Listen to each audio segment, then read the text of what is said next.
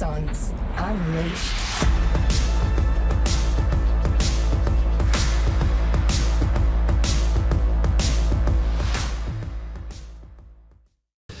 G'day ladies and gents, my name's Robbie Turner. Welcome to another cracking episode of Axons Unleashed. I've actually got a different host in with me here today. Rhino, thanks for joining us tonight, Axons Unleashed.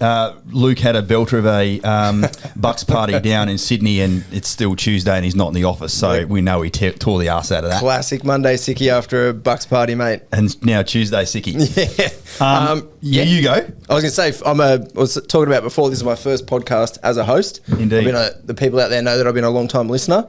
And now I'm a first-time caller, I guess, if you'd like to say it. So, really excited for our guest and got some interesting things to discuss today, I think. So. We are meeting so we just met our guest for the first time, maybe 15, 20 minutes ago. A bit of email banter back and forward between Daniel and Glenn. And he said in this, look, I'm probably going to be the most boring podcast guest you've had. And after the little 20-minute chat we've had out there, this podcast is going to be anything but boring.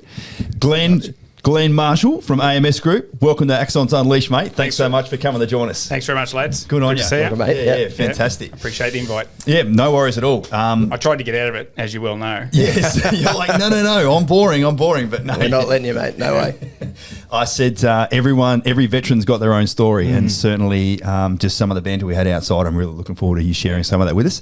I know your wife's already given you a little bit of advice, saying, look, you don't have to say this. And my response was, I'm asking the questions. You can say whatever you want. Yeah, right. Yeah, good. In true sort of normal form, we're just going to take... Actually, what I will mention up front is that you guys have been the 2023 winners of the Defence Veterans Awards Medium Business Employer of the Year. Employer of the Year. Fantastic. Right. Tell us about that. Crikeys. So we're an organisation. We'll get into that shortly, what we actually do for a living. But it's quite Australian Maritime Systems. We're quite diverse. We do mission critical work, predominantly to government. But what it means is it actually gives a lot of the people who work for us meaning. And that's why we actually are able to draw upon the defence people, because they leave defence and they either come directly into us or they go somewhere and then realise, actually, this job has no meaning to me. And they land with us and suddenly go, holy shit, I'm saving lives every day of the year. And the work that they do actually contributes to safety. It contributes to the economy. There's a whole range of things that we do. My job, I arrived 2.5 years ago as the CEO, and my job is to build the business, build the strategy so that we can ultimately sell the business so that the shareholders get a return. And so I set the goal and I set the challenge of tripling the business in 3 to 4 years. Wow. And so we had 75 personnel and we were doing, call it $35 million a year. And within 2 years, we're 240 personnel. So we've well and truly tripled that, and we're nudging 100 mil. So when you say, is that total revenue or bottom line? Yeah, total revenue. Yeah, bloody hell. You know what? Giving your people something tangible to work on is a massive difference. After your reasonably short military career, you went back to town planning and by your own admission, even though it was safe, wasn't really ringing your bell, was it? No, it's that soft landing that we talk about, something you go back to familiar if you've got something. But if you leave the military and you don't have that sense of purpose, you can often be a bit lost. So certainly trying to find something. So tangibles in there. So we got IQ. Everyone knows about IQ. EQ sort of emerged over the last few years.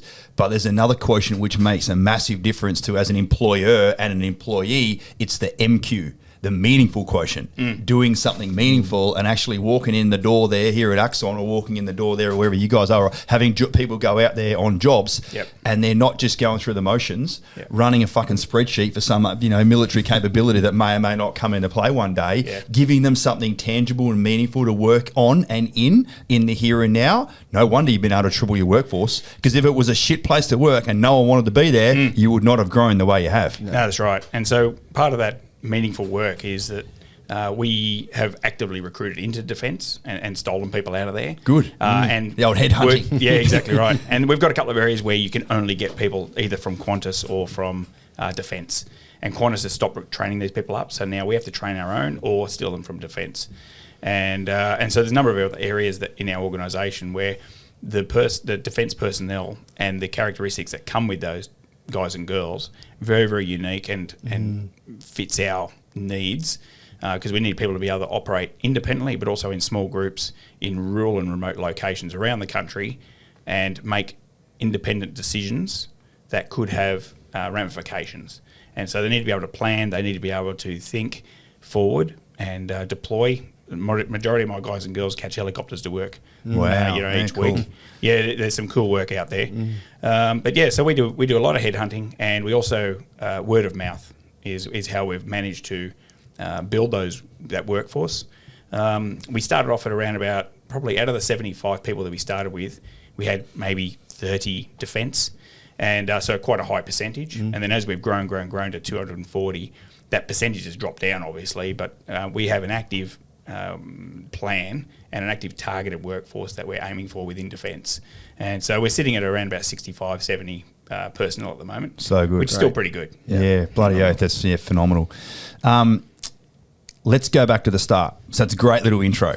You speak extremely well. You've only been there, 2 or 3 years in the role? Yep. How long's the business been operating for? Yeah, 2001. Yeah, right. So it's almost like you were headhunted to come in as a CEO and have a look at what you've done. So let's take people through, as an Army veteran yourself, where'd you grow up? Why'd you even join the military, and what was your basic training like? Rightio. I'm a Blacktown boy, so western suburbs of Sydney. Nice.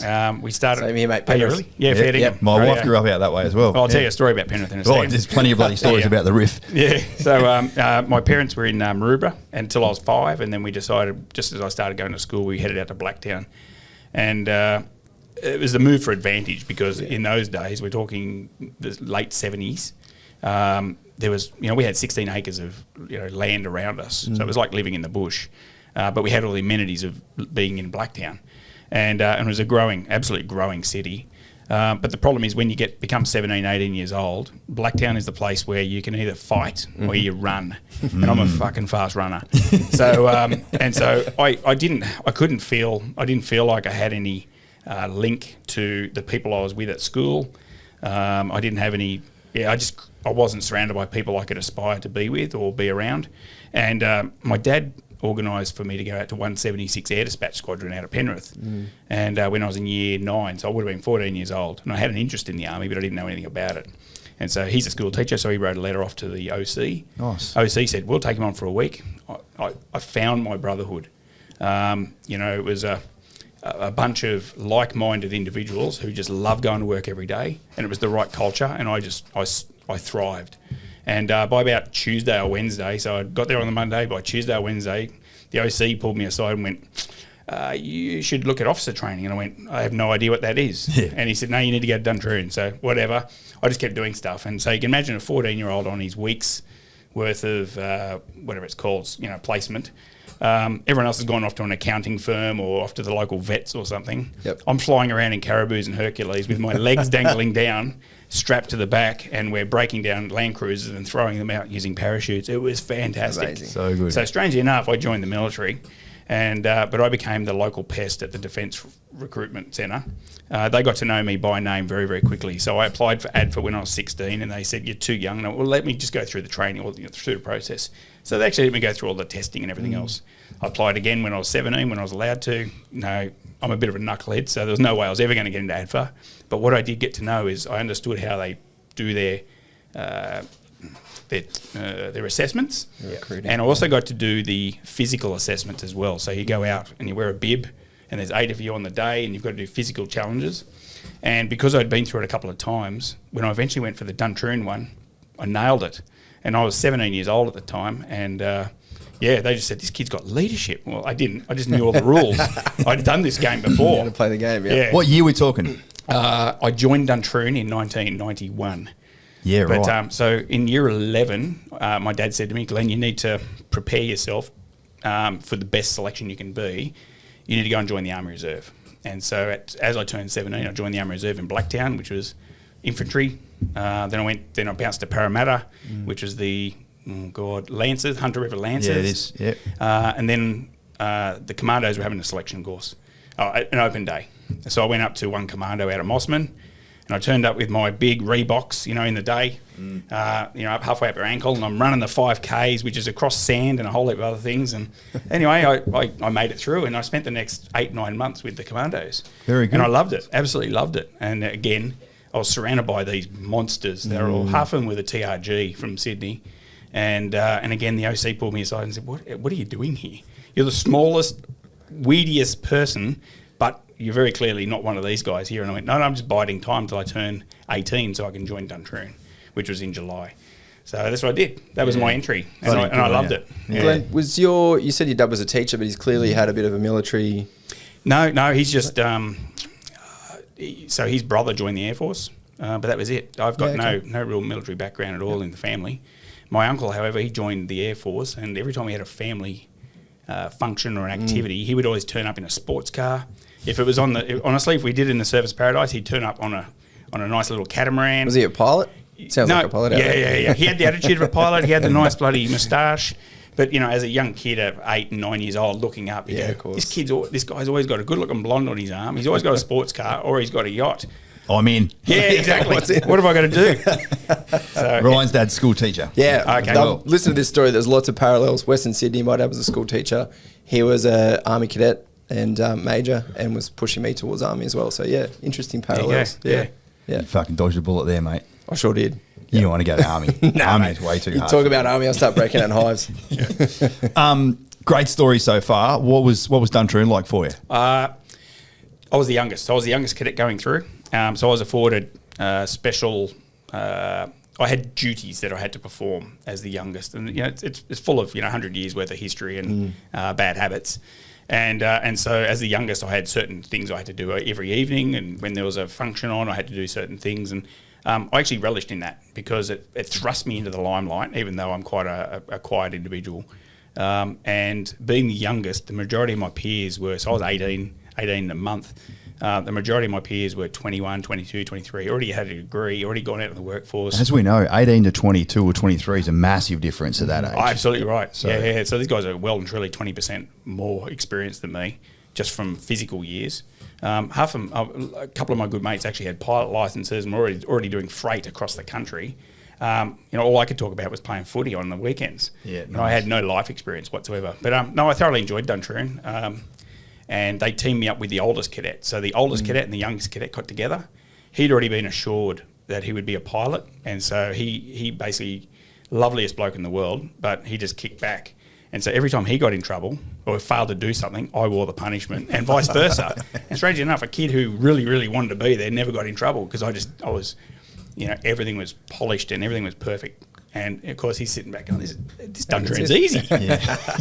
It's interesting because I was doing my basic training probably 6 months before that at Kapuka in 1990. So doing basic training back in the early 90s was.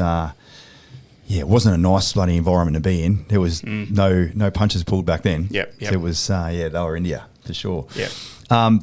Which corps did you end up going to? I went to artillery. Oh, there you go. Yeah, so I went straight to 4 Field Regiment. And the reason I went to 4 Field is because it was regarded as the most regimental. And I thought, coming out of Duntrune, I'm in the zone. And so let's go to the worst regiment regarded, from a anal retentive.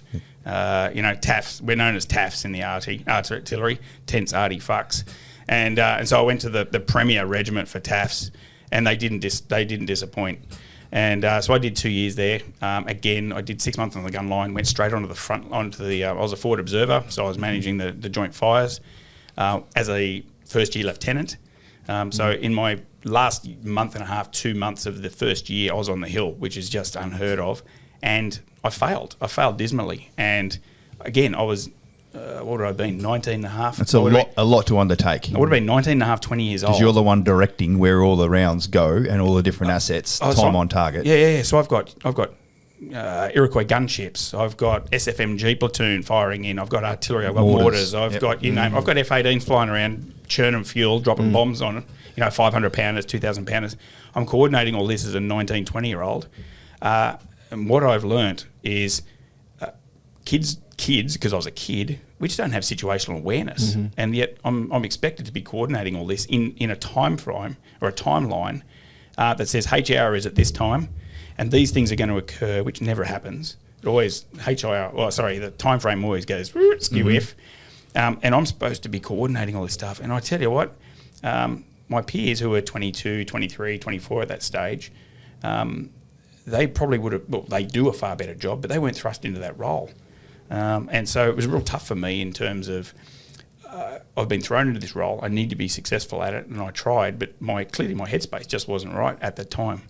So I really haven't given it too much thought in the past, but I now see my mates who have got 19 to 25-year-old sons, and they look at me and go, "I can't believe you're at Duntrune with this knucklehead who's sitting there. I can't even get a food in his mouth." Yeah. And I go, "Yeah, I was leading troops at 19, and anyway, It's nothing like jumping in the deep end, though. I was going to say, exactly. with that reflection, knowing that there was some failures and lessons learned, what did you lean on at that time to overcome those failures? How did you get through that period? There was a couple of areas where I knew I could excel, and so within artillery, you've got like a theodolite and God, I can't remember what it's called, but anyway, a GAC, and anyway, you've basically got to align the guns in a certain way, and you become the key person. You've got to go out, you've got to line them all up, and it's quite a process to go through.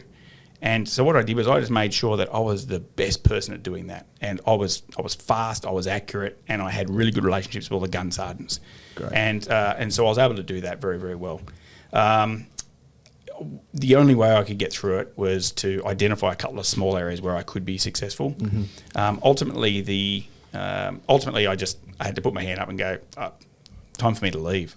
And so what I did was there's three parts to artillery. There's the guns, there's the guys down Adelaide who shoot down planes with rockets, and then there's the odds and sods who they send down to Brisbane called 131 Div Lock Battery. And they've really done nothing since Korea. They went to Vietnam, but it's a bloody big radar that detects bombs as they fly through the sky. And that's where all the artillery send their weirdos. and that's pretty much where I ended up as a third-year lieutenant. Very interesting. I didn't know that. It was like, fucking, how did I not know you? But I was a young bloody digger down Holsworthy at that stage. If you're a brand new lieutenant FO up at Forefield, there's no way. No, we'd never pass cards. Never cross paths. No. So we would, now that I know that about you, because I was telling you, you used to run the Joint Fires capability, and you're like, oh yeah, I'm like, all right, this guy gets it. But we would know fucking hundreds of mutual friends. Yes. We'll talk about it afterwards. What was it like? Sort of, that would have been not as many tense arty fucks down at 131 though. It was chilled. Very chilled. We had one particular boss, but that's all right. You can work around that. Right. No, very, very chilled. What I found was we had exceptionally smart diggers. The soldiers were phenomenal, and that gave me the opportunity to do some really sexy stuff. So as a third-year lieutenant and first-year captain. So I did 2 years there, away, come back again, end up commanding the organisation. Awesome. I could go to them and say, the better part of that story is this organisation that had really done nothing since Vietnam, suddenly it became a testbed unit for anything sexy coming into defence. So thermal imagery, radars, any type of sensors, for surveillance, and we became a surveillance organisation, not just a radar organisation. Eventually, all the UAVs went there. If you want to fly UAVs, you end up coming to us now. And so what we've got is we've got an organisation that's full of really, really smart guys and girls. Oh no, smart guys, because only men at this stage. Really smart guys. We've got some sexy technology coming in, and then suddenly Timor comes up, and we deploy troops. Was it Timor? 99? Yeah, it was. Yeah, it would have been. I'm just thinking which I ended up having 5. I had guys on 5 continents at one time, so we were busy.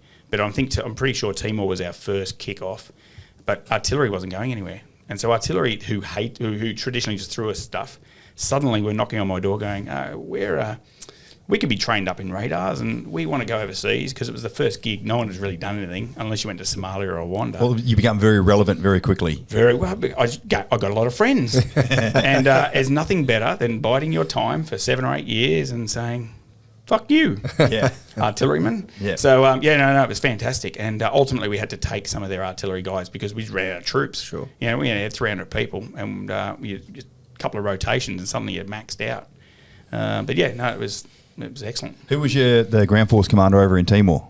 Was it Cosgrove? Did I hear you say before? Yeah, General Cosgrove. So I one of the times I went away from 131, they sent me all the way up just up the road, 600 metres, and I went to one div, so deployable joint force headquarters, which was a toothless tiger.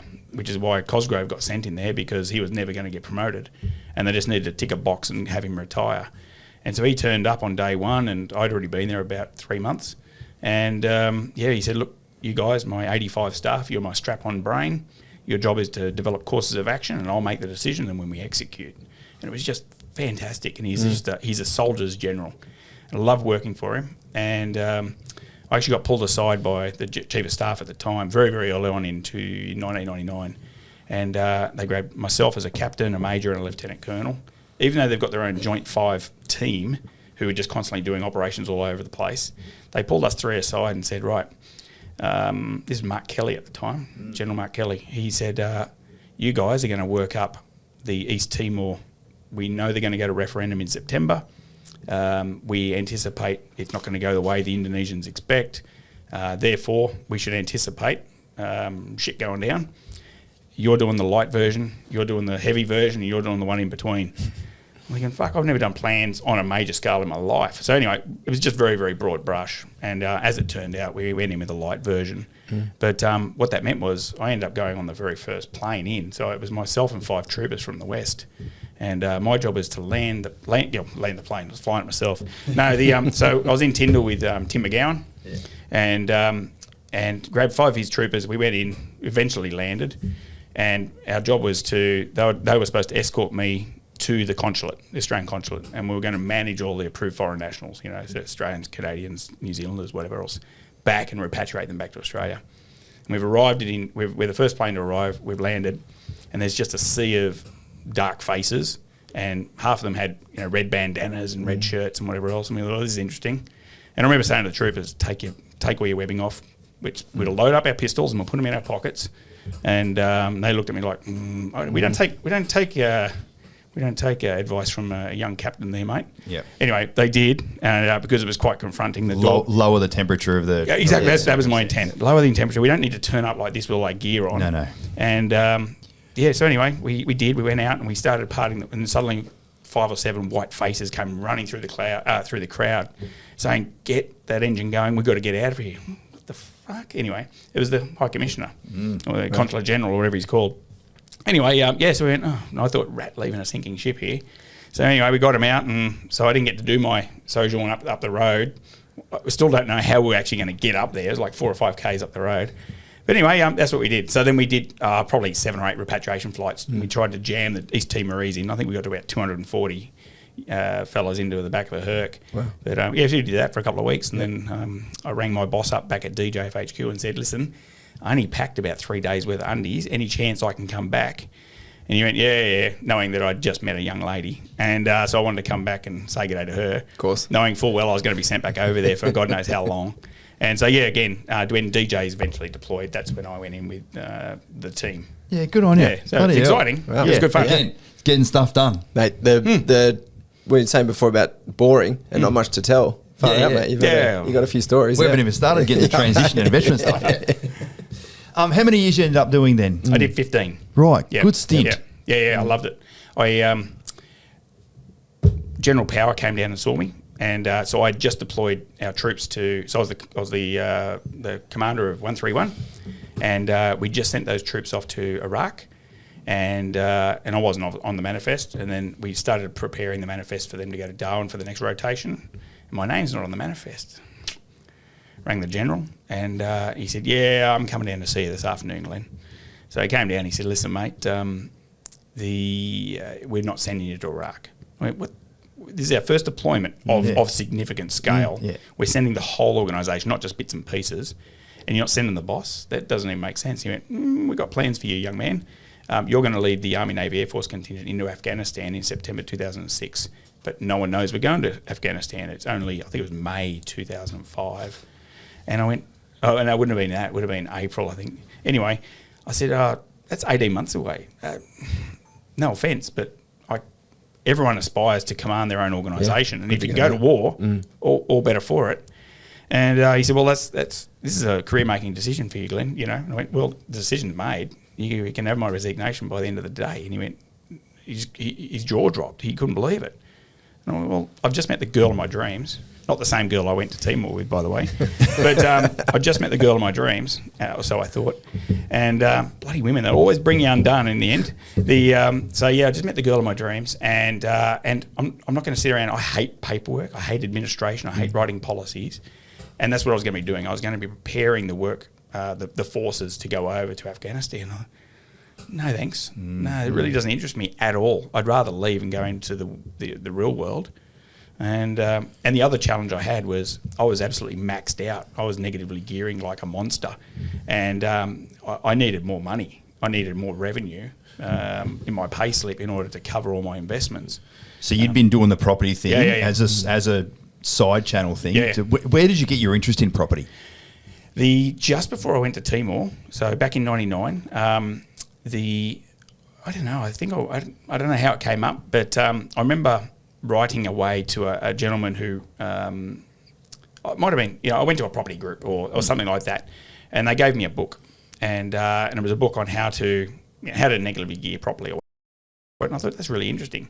So and next thing I know is I'm flying to Tyndall, and shit. So I've actually written this guy a handwritten letter, and the guy who introduced me to this book, and I said, look, I'm in Tyndall. Actually I didn't tell him where I was, but I'm flown away. I'm probably going to be away for quite some time. But I'm going to be making a bit of cash here. And so what he did was he sent me a care package, and it ended up, and I had 5 books all on investing. And so then I started reading them, and I got as much knowledge as you could possibly get in those days. And I loved it, absolutely loved it. So I got my head around the technical aspects of negatively gearing. I got the technical aspects around how do you get money out of a bank and then repay it. And what does that mean for you as an individual? Because there's a lot of challenges in that. Indeed. And and that's where I started. And I just did that, and I loved it.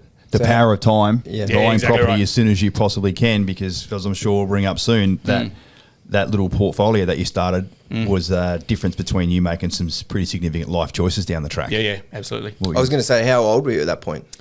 So at 99, I would have been 26. Yeah. 26, 27. Yeah, it's an interesting stat that Luke and I often talk about. When we take a collection of the males that come and speak to us, it's generally about 27 to 29. Yep. It's generally the sweet spot where most males are like, fuck, I've got to do something other than defence. Money's not going to keep coming through the door. Yep. Or even if they want to stay in defence, they've got to do something with my money, because I'm not, even if you're just sort of saving money, you've got some time aside. If you don't have any assets, you're not going forward. Yeah. So you're absolutely right. It's a little, something happens up here, and probably down there to go, I'm in my late 20s now. What have I got to show for it? As opposed to just a bloody bunch of memories that I can talk about. I usually find it, my life experiences, the catalyst for most of my big decisions has been, female driven. It's a shocker. So, yes. Your current wife is going to listen to this, so I'm just asking the questions. That's exactly right. She is my current wife, and she refers to me as her first husband. So. Very good. Yeah. Big move to speak to Ash Power to say, if you're not going to fucking give me what I want, I'm out of here. Yeah. What did you do?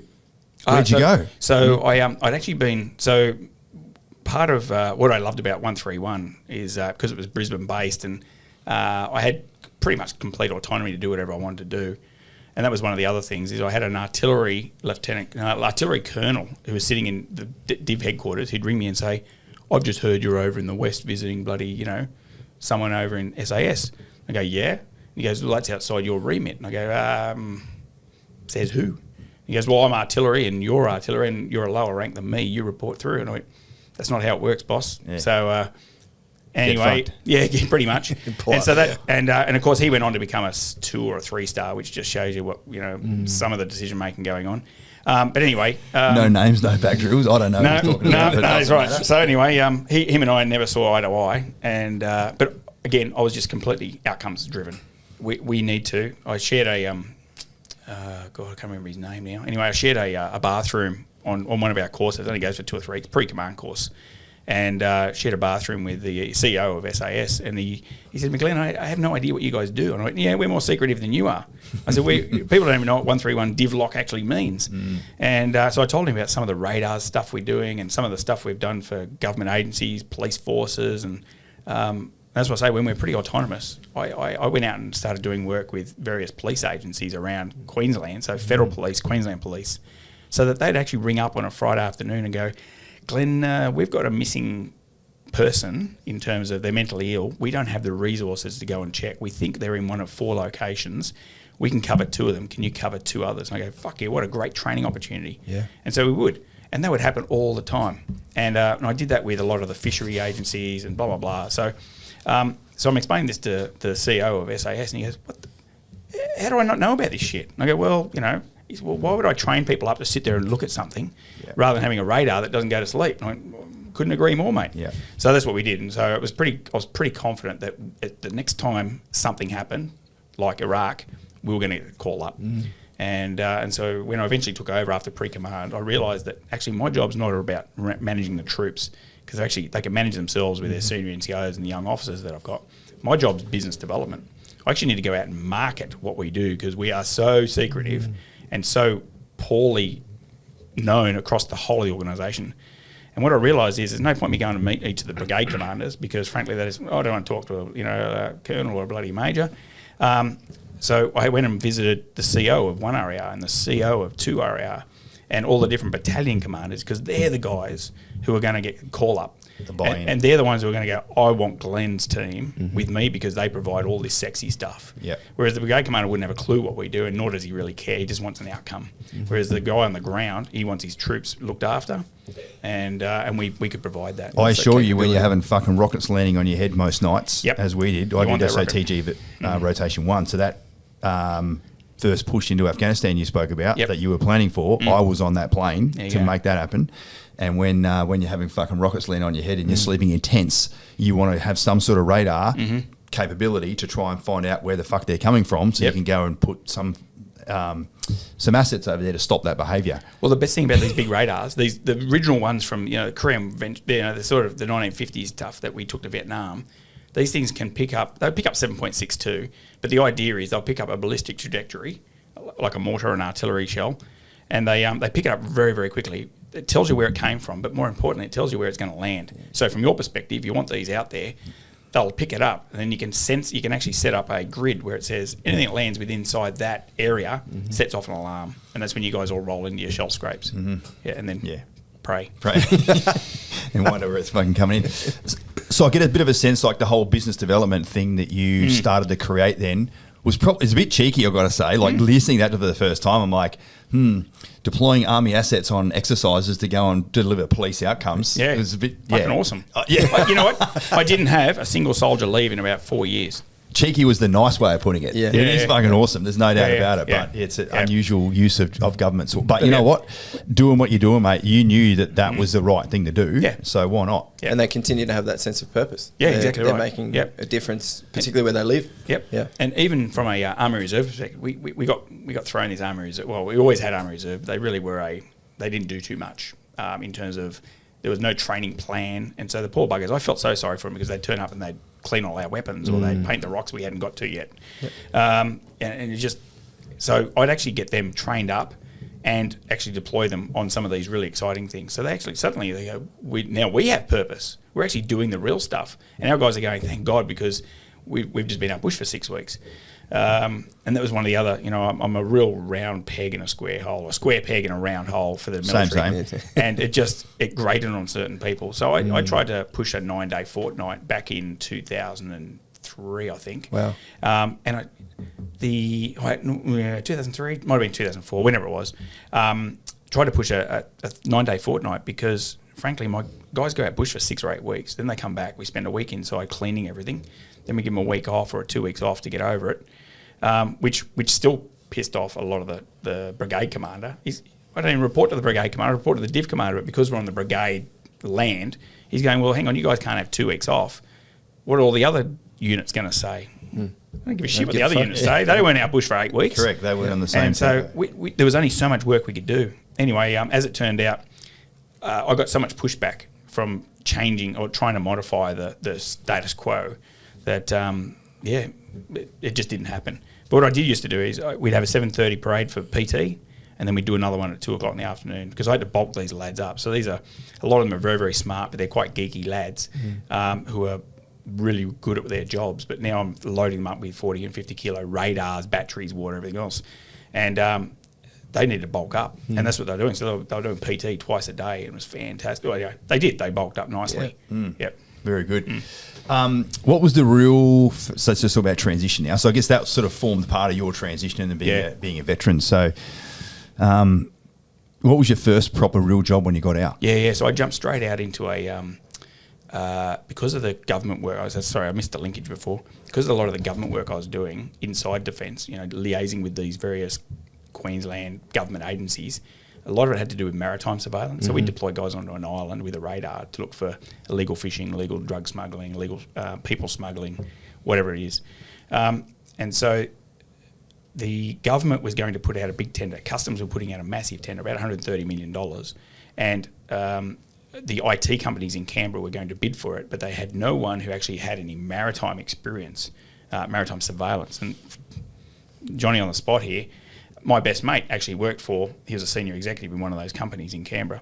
And so he just said, this guy is perfectly suited. And so my job was, I can't even spell IT, let alone understand it. And so I had zero interest in actually sticking around in the IT world. But what I liked looking at the tender and reading it. It was like 600 pages, and understanding the intent of what the government was trying to achieve, because it didn't articulate it very well. So if you got IT people to actually design what they'd asked for, you'd end up something like Homer Simpson has built on over there.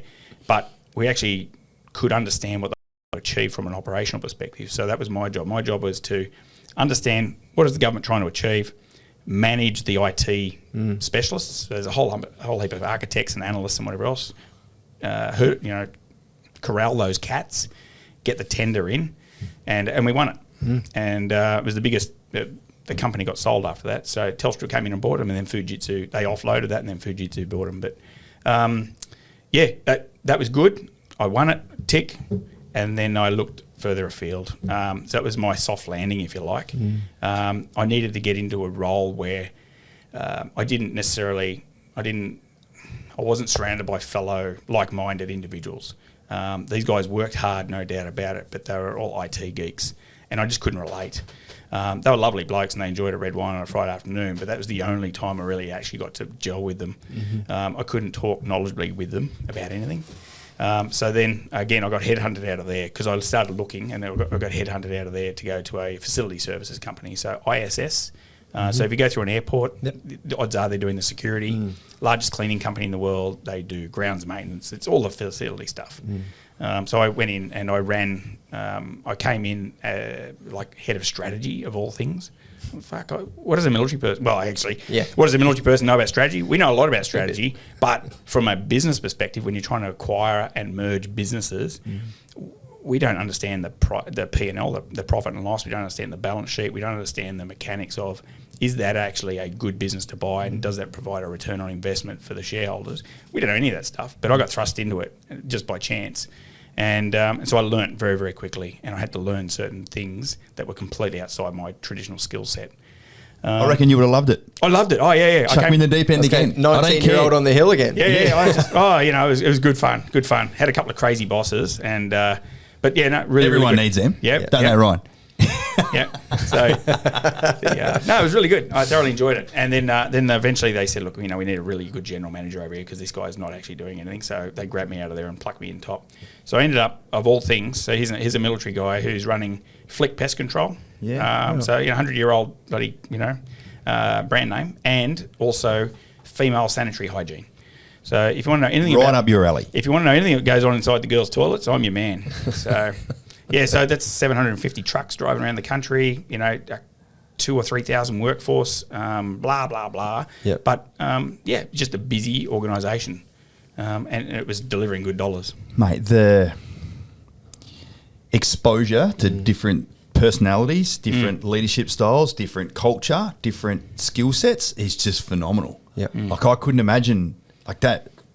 Very, very exhilarating to know that you've gone through all that. Yeah. And no doubt that would have formed part of your bloody very impressive CV. When when AMS got you on board, they're like, right, we now need you to come and bloody triple our workforce. That's a very audacious, big, hairy, audacious goal, and like we're going to need someone who's a proven leader, someone who's got a lot of versatility and that can manage and deal with a lot of different competing priorities.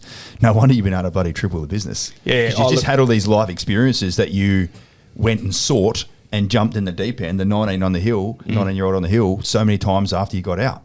So good to listen to, man. The best advice I can give anyone is to surround yourself with good people. Indeed. I'm blessed. I've got an executive team that are second to none, and so that's why I can come down to the Goldie today and know the place isn't going to catch fire. And Yeah. I can leave here for months and know it won't catch fire. Yeah, yeah, Can, does. Yeah, I heard you say outside before that you started your own business one day. Yeah. And that's when you're like so glad that you had a bit of a property portfolio that you could like lean on. Yep. Tell us a bit about that. Yep. So I left the ISS Facility Services. Actually, our supplier came and saw me and said, "Look, I've got this new product." And I went, "Well, that looks pretty damn good, actually." So I actually went off and partnered with them, and then we bought that. Well, I bought that business, and we went to the States and set up a manufacturing facility there. And what we needed to do is we needed to grow it. So we needed to actually take almost like a theory or a concept, and we needed to commercialise it. And it was actually treating water. So we can take the shittiest water imaginable and turn it into drinking water if we need to. Ideally, you want to do it from an industrial perspective. You take industrial wastewater and you clean it so you can actually pump it back into either the aquifer, or you can just recycle it for cleaning down. You can't clean down food quality stuff, but you can clean down the trucks. And So this is better than the little tablets we used to put in the bottom of the old cup canteen in Tully. Exactly right. yeah. Ryan's like, I'm like, what? Yeah. So it was good. So What it needed was massive injection of cash. Right. And of course we went on a bit of a milk run to try and rally the bankers, and they weren't interested. So then I looked at my portfolio. I had a property portfolio at that stage, and I went, well, this is what I did it for. So it afforded me the flexibility and the ability to be able to make good decisions. And so, well, I won't say good decisions. I made decisions. And so I slowly started peeling back all of the properties and selling them. And that's what we did in order to fund that business to success. And then ultimately we sold that business. So it worked. Manufacturing in the States is at a massive scale. Yeah, is that why you went there? No. The reason we went to the States was to target the oil and gas sector. So they're doing fracking, what we call coal seam gas. They were doing fracking, and we can take you until you see it, you don't believe it. But these guys take 246 trucks worth of clean water and inject it down a hole. I don't think you can imagine what 246 water trucks looks like into the distance. But they take all those trucks, they blast it into the hole. It fractures the shale. And the shale releases the gas and it comes back up. Only 50% of that water comes back up. So you've got 120 trucks worth of water coming back up, which is completely unusable now because it's not just clean water they've got. They've added diesel, they've added all their intellectual property chemicals to it. The question is, what the fuck happened to the other 120 trucks worth of water that didn't come back up? Well, it's gone into the aquifer, and that's what all the greenies in Australia are complaining about. Coal seam gas sounds great until you actually understand how it all works. It's horrible. Anyway, so we went across and we were going to clean the water. The 120 trucks worth of water that comes up, we can clean it. We just get a 40-foot shipping container or 20 of them, line it all up. Because logistics is not a problem in the States. Because you can when your dog leaves you can see it still running 3 days later. But it's dead flat. It's just oil gas machines. And so we went across. We set it all up, got it going, and then the price of oil dropped from $1.30 to $36. And so everyone just went, pack up. And quite literally, there were hundreds of millions of dollars worth of oil machinery gear just put on the side of the road, and they walked away. And they knew they'd What come year back. was this? This would be 2013, 2012, 2013. Okay, right. Yep. So it wasn't the GFC or anything. No. This is like, No. Yeah. And I was doing the ISS during the GFC. Right. And excuse me. And so 2013 we're in the States, and so we didn't pack up. We stuck around, and we said, well, we can treat water, so sewage. We can take the shittiest sewage, pardon the pun, and we can turn it into drinking quality water. Not that you do that, but you could put it back into the aquifer, quite safe. And America is growing. Like they've got we got little towns on the outskirts of our cities. They do that on a grand scale. Yep. And so instead of spending $100 million building a water treatment centre like a traditional one, we can put down 6 or 8 40-foot shipping containers and treat it better and faster. So a normal treatment centre would take 4 to 7 days to treat the water. we would take 50 minutes. Wow. Yeah. So you're a veteran, run your own business, got a massive treatment at a production facility over in the States. You don't do things by halves, do you? Yeah. Then we went to China, but that was a bad deal. So anyway, yeah. So then I came back and was living on a farm in Port Macquarie. Yeah. And So you came back living on a farm in Port Macquarie. What are you doing with yourself? With such Nothing. a high tempo, Oh, high that's function. it. So the wife bloody- eventually said, "I think you got to go back to work after 6 months." Is that I was right? enjoying life. I was farmer Glen, from Blacktown. I know all about farming, and so I was farming anyone's animals who wanted to dump them on our 7 acres. Like, yeah, come on, dump them on. So it was like the local zoo. But the wife eventually said, "I think you need to go and get a job." And you wouldn't believe it. That day, opened up the paper, and so this is 2015. There's a CEO job. You don't get CEO jobs in Port Macquarie. Anyway, so I applied, another bloody email, sent that off. And about 6 weeks later, because I really wasn't interested in going back to work, and about 6 weeks later, this guy rings me up and says, "Are you interested in this job?" I went, "What job?" And he That said, one you applied for. Yeah, 6 the one. weeks ago. Yeah, the one you applied for. And he said, "Look, I've just flown in. I've only got another hour or so. Why don't you come and meet me at the airport?" Well, that's pretty random. What industry is this in? It's radiology. So X-rays, MRIs, CT scans, all that Bloody sort of hell. stuff. So anyway, I've met with him at the airport, and this guy just talked at me for an hour. He said, "I like the cut of your jib, young man. I'd like you to present to the board." The I went, cut "Okay." of your jib. So which has anyway. So he said, "I'd like you to present to the board." I went, "All right, no worries at all. What do you want me to present?" He went, "I need this, this, and this presented. I need your 30-day plan, 60, 90-day plan, 6-month plan, and then your first year. What are you going to achieve? What are you blah, blah, blah?" And I went, "Okay, well, I need your cash flow analysis. I need your P&L. I need your balance sheet. I need your minutes from the last 3 board meetings. I need all these things." And he went, "You're one of 7 people who are presenting next week. No one's asked for any of that." And I went, "Well, how the fuck can they present it?" Yeah, what do they that's right. present? And he went, "Yeah, you've got the job." So, Oh, wow. Yeah, good. They still made me present, though. That's all right. They made me present. And then Did you get the info? Yeah, I got all the info. Yeah, right. signed an NDA. They sent me all the info, and I looked through it, and I went, "Oh, how can radiology not make money? It doesn't make sense. It's a license to print money." Anyway, I said to the wife, "I don't know if I really got the heart for this." She said, "Just, you'll love it." Anyway, sure enough, I got in there and I loved it. I did nothing for 30 days. I just walked around, and I barely even had an X-ray in my life. But I loved it. I sat in the MRI machine, the guy running it, and just asked questions for a full month. And then I said, "This is the new strategy, and this is what we're going to do." And we made money in 6 weeks, and we gave a dividend back to the shareholders in 3 months. Wow. Yeah, So it was pretty good, pretty easy. Business is business. There's a couple of levers you got to pull. Yep. It's usually around the leadership of the organisation, and that's why I say you got to surround yourself with really good people. Yeah. So how did it come about then? Let's just switch into AMS Group, where you are now. Yeah. So I did the radiology for 5 years, and then we sold to private equity. Nice. I moved back. I ended up in Western Australia because we went around and acquired a few businesses. Came back. Geez, they must have loved you. They must have gone. We had a good time. Your jib is fucking cut real well. The board enjoyed red wine, and so we would regularly spend $2,000 on a night for 5 people on red wine. And I'm going, man, this is a bit ridiculous. But And? hey, yeah, I know. It was pretty cool. That's for one people. So yes, What fucking wankers do that? Don't you, Daniel? You keep that to yourself. So then I came back to the farm again in Port Macquarie, and how did this one turn up? Oh, that's right. We took a year off, and I had a young fella. So my first child. And How old are you now? How old were you when that? I was 48, 49. Yes. Yeah. Yep. First child ever? First child ever. Yeah, that I'm Wow. aware of. Yeah, absolutely. Yes. We did that on the farm. It was fantastic. Great way to, first 6 months. And then I knew that I needed to go back to work. But I wanted to work in a company that's really, really driven and really just meets my values. And so what I did was I pitched, rather than going to recruitment agencies, I just pitched straight into recruitment agencies that only deal with private equity businesses or private equity companies. And so private equity is basically, imagine an organisation that says, you've got $100 million and you've got $100 million, put that together and we'll put our own money in. So we've got collectively $300 million. We're going to go and buy 10 companies for, however much. And what we're going to do is we're going to put in good CEOs and we're going to grow those businesses. And over the next in 5 years' time, we're going to sell them all and you'll get your money back, and you'll get 300 million back, and you'll get 300 million back. So that's how the wealthy make their money. They don't actually get out and get their hands dirty. They get people like me to get in there and get their hands dirty.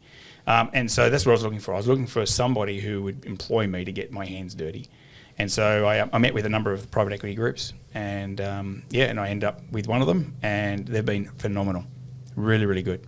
Good to hear. So, where are they based out of? Yeah, so they're in Sydney, and they just acquired 4 businesses in Brisbane, and they had no one in Brisbane. And they said, well, look, what we'd like you to do is actually become what they call I can't remember what it's called. Anyway, I become a mentor and support person for the CEOs of those 4 companies. Yeah, great. And it sounded great at the time, but again, as a mentor, you can't actually do the work. You can't tell the mentee, mate, you're fucking it up. This is what you need to do.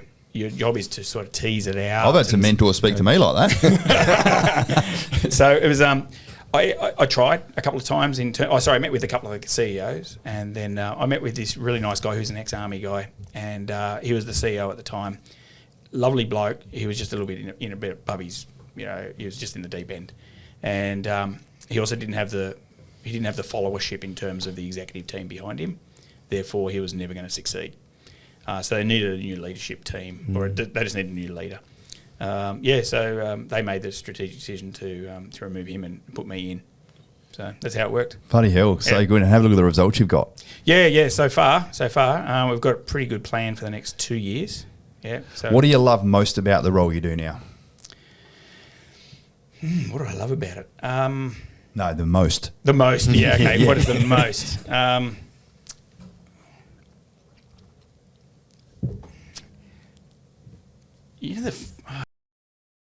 Yeah, you have. No, that's good. Yeah. That means there's lots of things he loves. He's just trying to choose the one. I'm trying to rack and stack. And I'm also, I like the authority. I like the ability to be able to make decisions and design the strategy and know that, or put it the other way around. I like the authority to make decisions. Did I just say that? Yeah. Anyway, being the CEO is not about actually getting your hands dirty. What it is about setting up the vision for the organisation, designing the strategy with the team, and then executing on that strategy. That's the part of the business that's the part of the job that I really enjoy. If I was one level down, you form part of the strategy. You end up doing the strategy, which is great, but you're not ultimately responsible for it. And I like the ultimate responsibility. I like having my head on the chopping block, because at any day, my phone rings, I could be losing my job that day. Yeah, me too. You and I both commanded, people in the military, but being the CEO of a business and having to raise, train, sustain, maintain morale, fully equip people, etc., is a military thing. But then you've got to pay them as well. Yeah. So that would have been something else that I was interested whether your thoughts on. So military leadership is one thing, but having those same types of leadership now in an organisation that's not just got military people in it, but you've also got the responsibility of having to make sure that there's profitability, that the brand is being protected, everyone shows up and we can actually get stuff done, because the government just pays people when you're in the military. Yeah. You got a heartbeat, you got a uniform, you just get paid. No one really knows where the money comes from. It's like a fucking bottomless pit of money. But there is a bottom line from the P&L statement, as you quite rightly pointed out, that every business needs to know, have ultimate clarity on. So I get a sense you love the autonomy of being able to make decisions and then influence what the outcome's going to be from your leadership. That's what I got from what you said anyway. So it's bloody spot on. And I'm shit house at actually the finances. But I've got. You don't need to. You've got a chief financial officer for that. Correct. You don't need to be. No, and I've got the best COO. This guy, he just chugs out the work. He's ex-RAF. In fact, of our executive team, all bar one. So I've got 8 on the executive team. All bar one are ex-military. And fantastic. What that means is you get just an extra level of work ethic. And there's no disrespect to the others, but you can just see it. It's different. And the one guy that I do have on the executive team who's not ex-military, he's really risen to the occasion, and he's exceptional, and that's why he's on the team. Yeah. Fucking goes back to surrounding yourself with the right people. Yeah. What are you most looking forward to over the next couple of years? I know you're preparing the business for sale, got it, and I know you've made such amazing traction and got some really great progress so far. But just some of these awesome tactical missions and stuff you're flying. So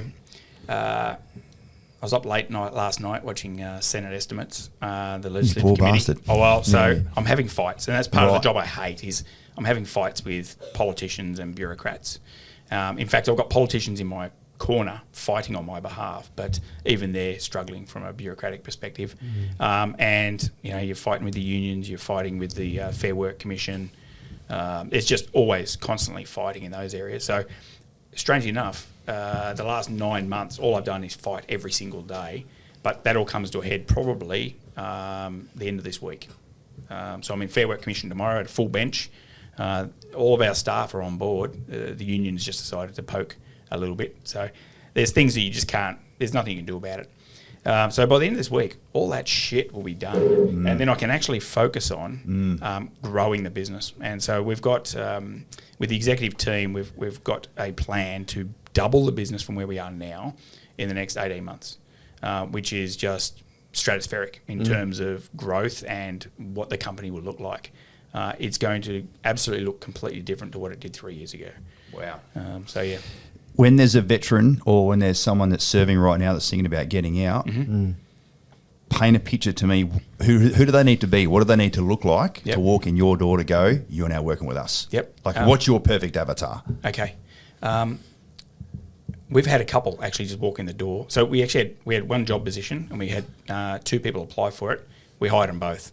Awesome. We didn't even have a job for the second person. We just said we're not letting her go back into the marketplace. Correct. We'll find something. Yeah, exactly right. And so what are we looking for? We're looking for the energy and the drive, can operate independently but also as part of a team, but exude our values. And we're a commercially driven, but we're really a big family. And a lot of companies say that, but at the end of the day, I've got to let people go.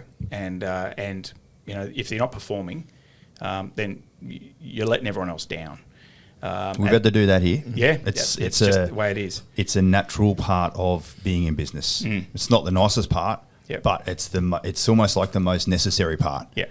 Don't get me wrong, the fact that we got Simo's done 5 years, Damo will have 5 years under his belt this year, James has got 4 years coming under his belt, and then there's a bunch of people at that 3 and 2 year Yep. level. Even though we've got someone who's day 2 over there right now. So, there's always a bit of a revolving door now, but the fact that we have had no one leave really over the last 18 months is fucking gold. And when you do That's find that exceptional. nucleus of people Yep. and you want to hold on to them, it's Yep. just, want to.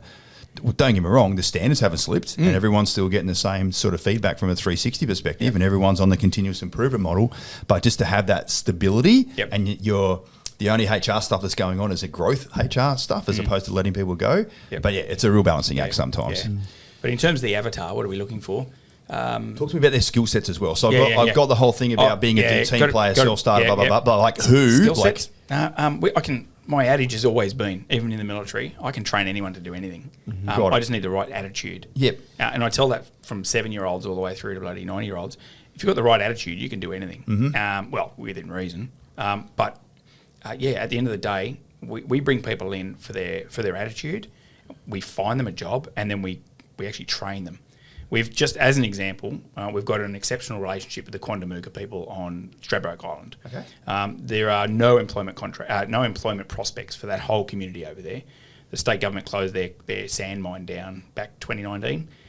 So I've committed $3.5 million to bring on 40 of their youngsters over the next few years. Awesome. Wow. And so that's a massive. We just won the Queensland Premier's Employer of the Year for them, for Indigenous and Reconciliation.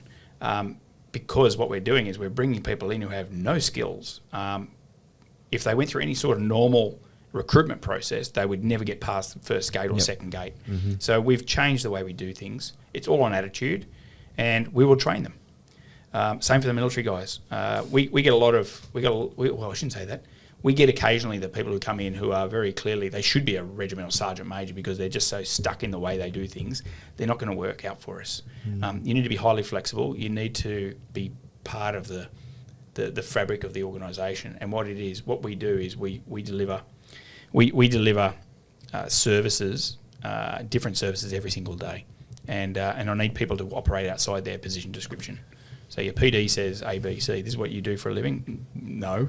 You actually do a whole heap of stuff outside. That's your core functions. Yeah, exactly You've got right. a bunch Duty statement, of extra yeah. residual Yep. duties to go with it. So you got people from logistics, Yep. transport, admin, Yep. medical staff, operators that are bloody in the aircraft, for instance, etc. No. Yeah. So no, we don't have medical, and we don't actually have the aircraft people. So we do all the search and rescue logistics around Australia. Yep. So imagine everything that gets thrown out of a helicopter or a plane, either on land or at sea, has to be procured. So if you're a stranded family in the Simpson Desert, you've got a completely different mission profile to a yacht that's hit the reef.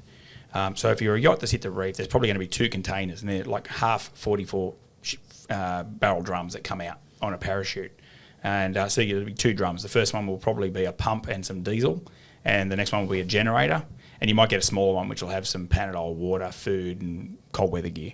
If you're a family in the Simpson Desert, you're probably going to need, food, water, warm weather clothing, and an EPIRB or whatever the hell it is. And so all of that needs to be procured. All needs to be packed. We do all the 400 metres of rope all by hand, so it all actually unfurls beautifully. We do the parachute packing. Then we distribute that to 62 locations around Australia. And so they're all sitting there waiting, ready to be used. And if they don't get used, then we bring them back, we check them, we pop them open. They've all got rafts in them and things like that. Yep. We've got our own gas cillinders. And if they have been used, we go and get them and bring them back as well. We do all the navigation aids around Australia, all the lighthouses. We do all. Then that's the meaty side of the business. Then we've got the technical side, which is imagine air traffic control, but for maritime ports. So all of your surveillance, CCTV cameras, all facing out.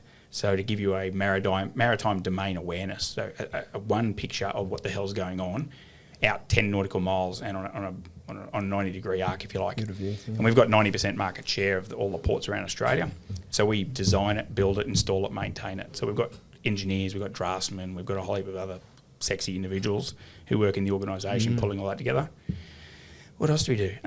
So we've got a big tugboat that lives on the Great Barrier Reef, and its sole job is to protect the Barrier Reef from international shipping. So that's a pretty cool. It's a 60-something metre tugboat. It's huge. It's got a barbecue on the back. It's got 400 square metres of space on the back. It's got looking for somewhere for our next retreat, I think. Yeah. Bloody hell. And all the ships coming into Brisbane, so piloting. So, you've got these international captains that, and I have to explain this because I didn't even know what a bloody ship's pilot was before I joined this company. So you got all these all these international captains of the ships who transit the world, but when they come into a port, it's pretty dangerous stuff. You get out, your pilot jumps in. Yeah, so they know every inch of that port. Exactly right. So our guys have got to jump on one of our launches. So it's a fast boat, goes out. He climbs up a rope ladder at 2 o'clock in the morning in Sea State 3. Climbs up the 15 metres of rope ladder, which is pretty demanding. And then they bring that ship in. And we do all of those ships in Brisbane. We do it in Melbourne as well. And we're looking to expand elsewhere around the country.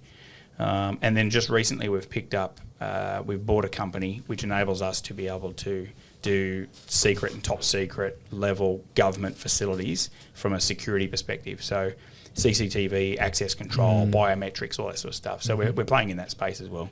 I'm so glad I just asked you that because you just listed off probably 50 different trades and skill sets that people are listening to right now going, I could do that. I can do that. I could do that. Yep. I could do that. And just as we close off, I'm like, who would have thought that your little gig at 176 Air Dispatch Squadron would have, like 15-year-olds would have led to what you're doing now, chucking stuff out the back. So bloody hell, what an amazing bloody trip. Yeah. Thank you so much for joining us, mate, on Axons Unleashed. Thanks, you mate. enjoy that? What a bloody amazing story. So Daniel, put a couple of links in down below here, etc. So certainly put that little video for these guys winning the 2023 Veteran Medium Business Employer of the Year Awards. And I think what you're doing across the board there is bloody amazing. Ryan, thanks for joining us as well. Mate, that was a phenomenal story. I'm sitting here in awe. Just the journey that we went on and the journey that you've been on and what you're giving back to the defence community now. Yeah.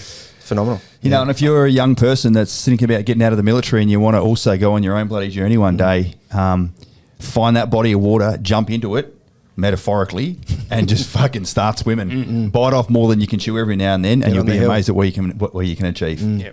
Awesome. See you guys next time. Thanks very much.